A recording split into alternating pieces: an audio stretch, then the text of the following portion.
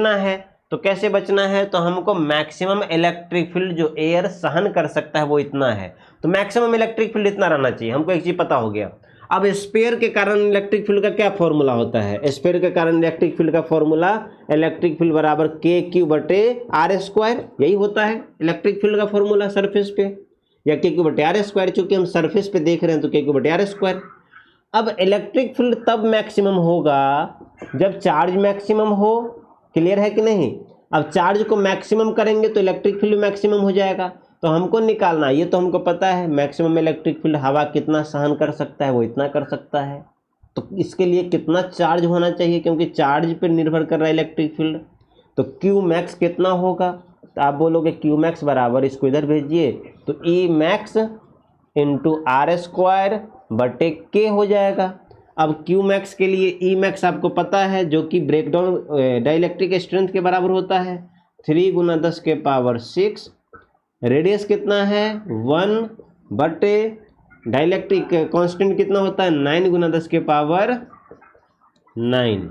तो कितना हो जाएगा, ये हो जाएगा 3 से कट गया 1/3 गुना 10⁻⁶/9, कितना हो जाएगा -3 कूलम आंसर। बस इतना चार्ज आप किसी बॉडी पे दे सकते हो।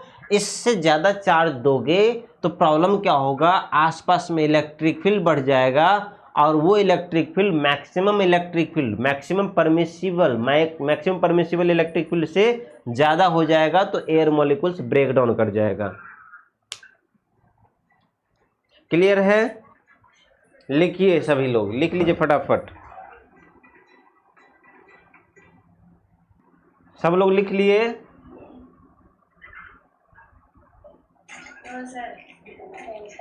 मैक्सिमम समझ में आया ना, मैक्सिमम कितना चार्ज डाल सकते हैं, तो मैक्सिमम उतना ही डाल सकते हैं जिसके कारण जो इलेक्ट्रिक फील्ड हो वो डाइलेक्ट्रिक स्ट्रेंथ ऑफ एयर से ज़्यादा नहीं हो। ये क्या है, ये है डाइलेक्ट्रिक स्ट्रेंथ ऑफ एयर।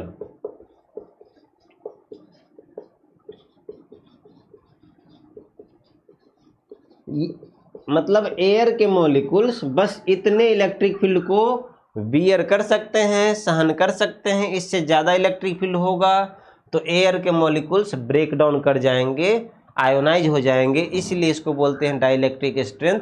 और पर डेफिनेशन क्या लिखे थे, maximum electric field that can withstand, और जिसको सहन कर सकता है इलेक्ट्रिक फील्ड को, कौन, एयर मॉलिक्यूल्स। यही डेफिनेशन भी था, maximum electric field that can withstand by any medium. और हम लोग वहाँ लिखे भी थे, एयर का डाइलेक्ट्रिक स्ट्रेंथ 3 × 10⁻⁶ न्यूटन पर कूलम होता है। बस उसी का यूज करके यहाँ पर हम लोग कैलकुलेट कर लिए। हो गया। नेक्स्ट हेडिंग है कैपेसिटेंस ऑफ कंडक्टिंग स्फीयर। किसी कंडक्टिंग स्फीयर का कैपेसिटेंस कितना होगा उसको निकालना है, डिराइव करना है। ये ऑब्जेक्टिव में पूछा हुआ क्वेश्चन है, 1-2 साल पहले ही पूछा हुआ था। बताओ कितना हो जाएगा कैपेसिटेंस। तो ये कोई कंडक्टिंग स्फीयर है, कंडक्टिंग स्फीयर है, इसका रेडियस एज्यूम करते हैं r है, रेडियस कितना है r है, राइट। अब हमको क्या करना है, इस कंडक्टिंग स्फीयर का क्या निकालना है, कैपेसिटी निकालना है। तो कैपेसिटेंस तो कैसे निकालेंगे बताओ। तो आप जानते हो Q बराबर क्या होता है, कितने बच्चे को याद है Q बराबर C/V फॉर्मूला। किसी बॉडी पे जो चार्ज देते हैं वो Q बराबर उसकी कैपेसिटी गुना वोल्टेज, याद है या नहीं याद है। अब C बराबर क्या हो जाएगा, तो C बराबर कैपेसिटी निकालना है स्फीयर का, तो C बराबर Q/V हो जाएगा। अब आप जानते हो, क्या जानते हो, थोड़ा सा लिख भी देते हैं, वी नो V बराबर क्या होता है KQ/R। यही फॉर्मूला ना सीखे हैं, किसी स्फीयर के कारण पोटेंशियल KQ/R होता है। इसको यहाँ पर डाल दीजिए तो कैपेसिटी निकल जाएगा, कैपेसिटी C बराबर, तो C बराबर क्या मिलेगा KQ/R। वोल्टेज के जगह डालेंगे तो KQ और नीचे वाला R ऊपर जाएगा, इसको बाद में ऊपर करेंगे तो Q से Q कट गया, बराबर 1/, के का वैल्यू लिखेंगे तो के का वैल्यू क्या होता है 1/4πε0 और नीचे में एक और आर पहले से था, तो क्या मिल जाएगा, इसको सॉल्व करेंगे तो सी बराबर मिलेगा 4πε0 आर। अगर स्फीयर के अंदर या बाहर मीडियम हवा हो तो स्फेरिकल बॉडी का कैपेसिटेंस का फॉर्मूला 4πε0 आर है।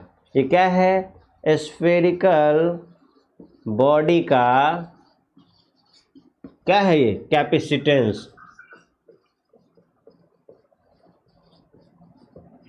कोई फुल्ली इंग्लिश मीडियम तो नहीं है ना कि सर का क्यों लिख दिया, आप हिंदी में लिख रहे हैं, स्फेरिकल बॉडी का कैपेसिटेंस, पूरा इंग्लिश में लिखिए। अंजलि कुमारी इंग्लिश मीडियम की छात्रा, इस सबसे भी दिक्कत है। अरे कुछ लोग होता है, बड़ी नौटंकी होता है शुरू में। कौन कब का बात है, पिछले सेशन का आया, तुम लोग का पता नहीं। शुरू में ऐसे ही थोड़ा सा हिंदी थोड़ा सा इंग्लिश लिख रहे थे ताकि कमज़ोर बच्चे को भी अच्छे से समझ में आए। सर हिंदी में पढ़ाते हैं, नौटंकी बराबर देखते हैं। अभी नए नए बच्चे आते हैं, उसका भी नौटंकी झेलना पड़ता है।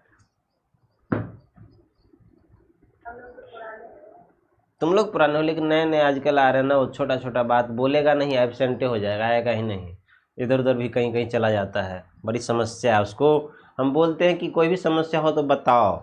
अब एक बच्चे का प्रॉब्लम था कि सर आप ऑनलाइन पढ़ाते हैं, तो मैं उनके लिए ऑफलाइन भी कर दिया। अविनाश सर हैं पटना वाले, अब ऑफलाइन पढ़ाते हैं फिजिक्स 11th में, मेरा भी होता है वैसे। तब 2 फिजिक्स हो गया और 1 हिंदी मीडियम, 3 फिजिक्स हो गया क्लास 11 के लिए।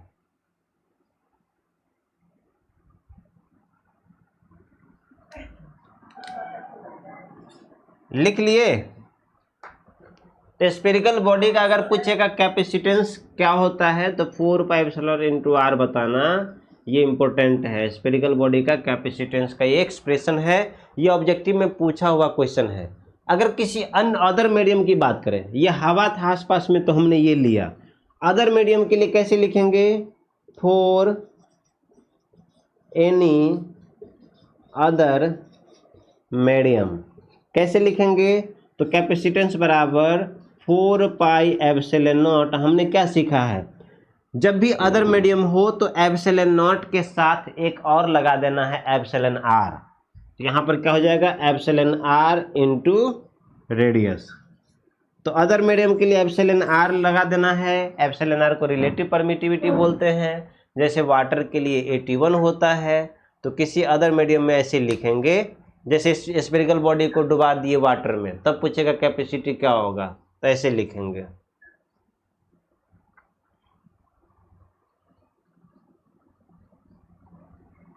ये कैमरे को ऊपर क्यों घुमा देता है, हमको ऊपर का पंखा देखना होता है क्या, हमेशा देखते हैं ऊपरे रहता है, थोड़ा नीचे करे सो नहीं। एगो लड़का जाके कैमरा को थोड़ा नीचे कर दो,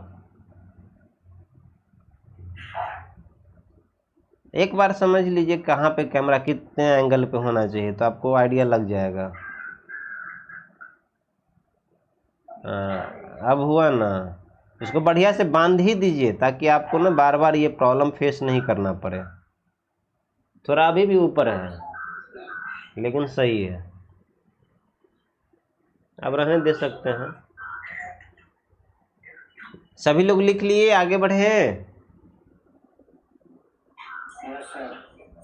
आगे बढ़ें। तो आपको अब कैलकुलेट करना है, क्वेश्चन लिखा हुआ है लेकिन आपको भी दिखेगा नहीं, मिटाएं क्या,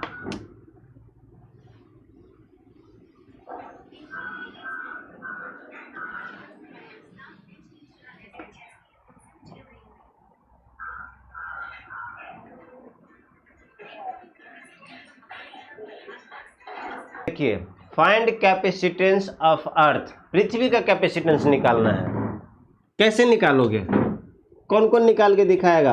अरे 100 रुपये का फाइन लगा था, उसमें चॉकलेट खिलाए कि नहीं आप लोगों को, कृष्णा जी खा गए क्या खुद अकेले अकेले। चलो जिसको जो अब इसको सॉल्व करेगा उसको 2 चॉकलेट मिलेगा। हमें क्या करना है, पृथ्वी का कैपेसिटेंस निकालना है। पृथ्वी तो क्या है ना, स्फेरिकल बॉडी है ना, जूम करते हैं स्फेरिकल है, तो उसका कैपेसिटेंस कैसे निकालेंगे, क्वेश्चन पूछा हुआ है तो इसलिए इसको करवा रहे हैं। कैसे निकालेंगे, कौन कौन बताने वाले हैं, बताओ जल्दी जल्दी। निकालिए ना, तो पूछने क्या बात है। कंडक्टिंग बॉडी नॉन कंडक्टिंग के लिए भी यूज करते हैं जब हमें निकालना हो सरफेस के बाहर। इसमें तो यहाँ पर पृथ्वी है, पृथ्वी का कैपेसिटेंस निकालना है, तो कैसे निकालेंगे, सॉल्व करें क्या। कैपेसिटेंस बराबर क्या होता है बताओ। स्फेरिकल बॉडी का कैपेसिटेंस C बराबर 4 pi epsilon not into R होता है। तो यहाँ पर वैल्यू डाल दीजिए, 4 गुना पाई गुना एप्सिलॉन नॉट का वैल्यू 8.85 गुना 10 के पावर -12 गुना रेडियस कितना है, तो रेडियस पृथ्वी का दिया हुआ है 6400 किलोमीटर। अब 6400 को मीटर में बदलेंगे तो 6400 गुना 1000, तो ये जो मिल जाएगा वो 711 माइक्रोफैराड के आसपास मिलेगा। कैपेसिटेंस अर्थ का कितना, 711 माइक्रोफैराड आ जाएगा आंसर। सॉल्व वॉल्व करेंगे उसके बाद, अच्छे से करने के बाद, उस थोड़ा बहुत डेसिमल में हो सकता है, ये मिल जाएगा। लिख लीजिए इसको।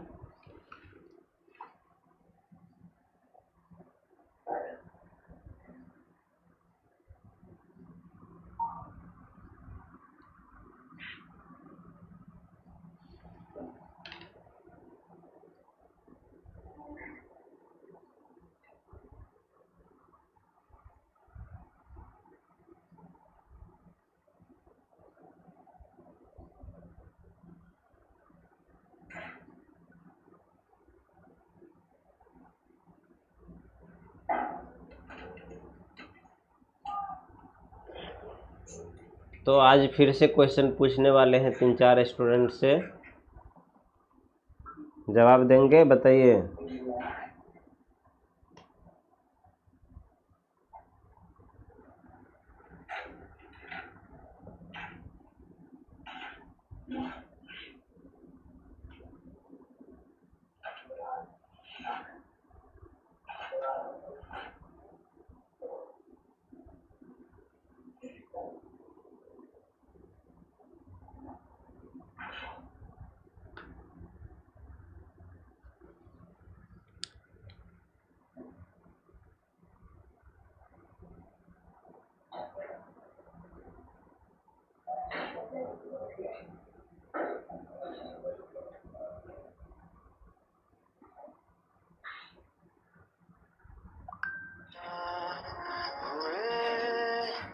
वाले हैं, बहुत हल्का है, बहुत ज़्यादा टफ नहीं है, आसानी से समझ में आ जाएगा। एनर्जी स्टोर्ड इन कैपेसिटर या फिर कंडक्टर। हम लोग चार्ज स्टोर्ड का फॉर्मूला सीखे थे, पीछे से कौन बताएगा। चार्ज स्टोर्ड इन कंडक्टर का क्या फॉर्मूला सीखे थे, अभी अभी यूज भी किए हैं। चार्ज का क्या फॉर्मूला है, Q बराबर C इंटू V। जैसे ये है किसी कंडक्टर में स्टोर्ड चार्ज, कितने आवेश को संरक्षित कर सकते हैं, Q बराबर C इंटू V। ऐसे ही एनर्जी का भी एक फॉर्मूला हम लोग निकालेंगे। तो अभी कैलकुलेशन करते हैं कि एज्यूम करते हैं कोई कंडक्टिंग बॉडी है, ये कोई स्फेरिकल बॉडी है, इनिशियली इस पर कोई चार्ज नहीं था, t = 0 पे इसमें चार्ज कितना है, मान लेते हैं 0 है। फिर हम लोग चार्ज देना शुरू किए, चार्ज दे रहे हैं, चार्ज दे रहे हैं, तो t किसी समय t पर टोटल चार्ज कितना हो गया, टोटल चार्ज आ गया Q। टी समय पर कितना चार्ज आ गया, Q आ गया, ठीक है। तो अब Q चार्ज दे रहे हैं तो Q चार्ज आ गया इसमें, कितने समय में, T समय में। अब एडिशनल इतना चार्ज आ गया है, Q चार्ज इसमें डेवलप हो गया है। अब एडिशनल अगर DQ चार्ज डालेंगे तो DQ चार्ज को डालने में हमें कैलकुलेट करना है वर्क कितना करना पड़ेगा। अब Q चार्ज जब हम डाले थे तो इसमें पोटेंशियल आ गया था V, Q चार्ज जब इसमें आया था तो पोटेंशियल आ गया था V। अब एडिशनल DQ चार्ज डालने पर हमें कितना वर्क डन करना पड़ेगा ये कैलकुलेट करना है। तो छोटा सा अगर चार्ज डालेंगे तो वर्क डन भी छोटा सा होगा, तो वर्क डन कितना होगा, वर्क डन लिखेंगे dW बराबर क्या होता है, W बराबर चार्ज गुना पोटेंशियल डिफरेंस होता है। अब यहाँ पर पोटेंशियल चूंकि बहुत छोटा सा चार्ज दे रहे हैं तो पोटेंशियल में ज़्यादा डिफरेंस नहीं आएगा, तो dW बराबर हम लिखेंगे V into D Q. dW बराबर V into D Q. Small amount of charge को ट्रांसफर करने में कितना वर्क डन करना पड़ा, dw बराबर पोटेंशियल इंटू dq। अब हमको कितना चार्ज करना है, बहुत सारा चार्ज डालना है, तो ज़्यादा चार्ज के लिए क्या करना पड़ेगा, इंटीग्रेट करना पड़ेगा। तो हम क्या करेंगे, इसको t इक्वल टू 0 से t इक्वल टू t तक इंटीग्रेट करेंगे। तो टोटल वर्क निकालना है, तो टोटल वर्क बराबर क्या करेंगे, इंटीग्रेशन dw बराबर इंटीग्रेशन v इंटू dq। अब dw का इंटीग्रेशन w बराबर इंटीग्रेशन v बराबर q बराबर क्या हमने सीखा था कैपेसिटेंस के लिए, q बराबर c इंटू वी होता है। तो v बराबर हम क्या लिख सकते हैं, v बराबर लिख सकते हैं, v को एक साइड रखे तो q को इधर भेजेंगे तो q बटे c लिख सकते हैं। तो इस v की जगह क्या हम q बटे c लिख सकते हैं, तो q बटे c लिख दिए इंटू dq। समझ में आया ना। v बराबर आपने क्या सीखा है, आपने सीखा है एज q बराबर c into V. So v बराबर हम लिख सकते हैं v बराबर q बटे c। उसी का वैल्यू यहाँ पर v की जगह q बटे c डाल दिए। तो w बराबर, अब लिमिट, अब हम शुरुआत में मुझे कितना चार्ज मिला था, 0। तो लोअर लिमिट चार्ज का क्या डालेंगे, 0। अपर लिमिट हमें चार्ज करना है कैपिटल Q तक, तो कैपिटल Q डाल दिया अपर लिमिट। अब W बराबर C कांस्टेंट है तो 1/c बाहर मिल गया। Q का इंटीग्रेशन क्या होगा, तो q स्क्वायर बटे 2 होगा। Q का इंटीग्रेशन q स्क्वायर बटे 2, ये बात पता है ना। पावर एक है तो एक पावर में जोड़ते हैं, उसी से नीचे में भाग देते हैं। चार्ज कितना है, 0 से लेके कहाँ तक चार्ज करना है, कैपिटल Q तक चार्ज करना है। तो यहाँ से क्या मिल जाएगा, एक लाइन और आ सकता है, W बराबर आ सकता है 1/c। क्या लिखेंगे, एक बार Q के जगह कैपिटल Q डालेंगे तो q स्क्वायर बटे 2 माइनस एक बार 0 डालेंगे तो 0 का स्क्वायर बटे 2। अब यहाँ से W बराबर क्या मिल गया हमें, W बराबर q स्क्वायर बटे 2c, q स्क्वायर बटे 2c। अब जो भी वर्क डन करेंगे वो कहाँ जाएगा, तो मैं बोला था कि इलेक्ट्रोस्टैटिक फोर्स के अगेंस्ट अगर वर्क डन करते हैं वो सारा का सारा वर्क डन कहाँ जाता है, उसकी एनर्जी में चला जाता है। तो क्या हो जाएगा, so potential energy will be, potential energy बराबर वर्क डन। तो पोटेंशियल एनर्जी U बराबर क्या हो जाएगा, q स्क्वायर बटे 2c।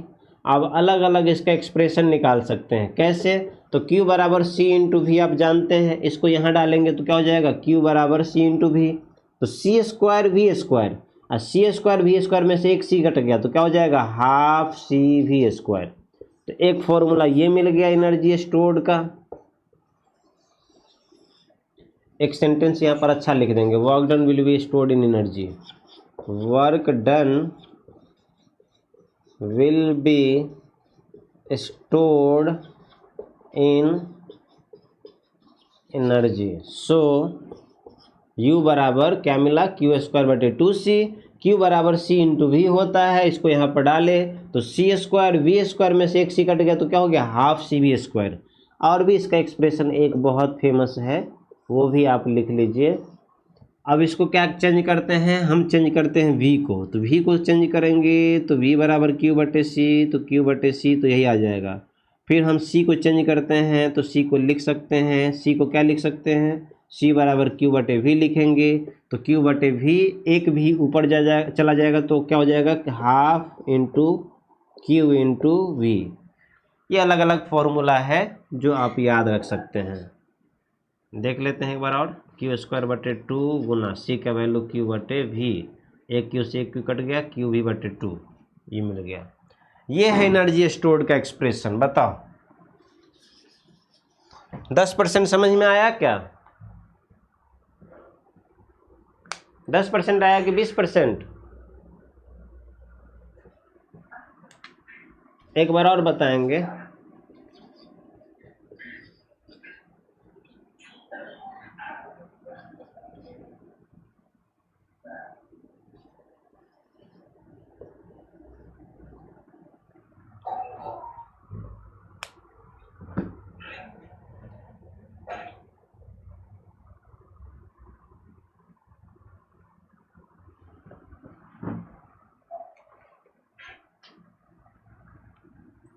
पल्ले पड़ा, बताओ पहले एक बार, दोबारा बताना है थोड़ी देर बाद।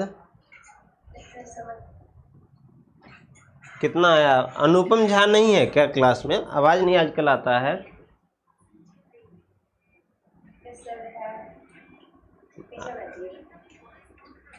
तुमसे दोस्ती टूट गया क्या? गुना वोल्टेज, चार्ज बराबर कैपेसिटेंस इनटू वोल्टेज। एनर्जी कितना स्टोर हो जाएगा? Half C V square. Energy कितना स्टोर होगा? Half C V square. Energy कितना स्टोर होगा? Half C V square.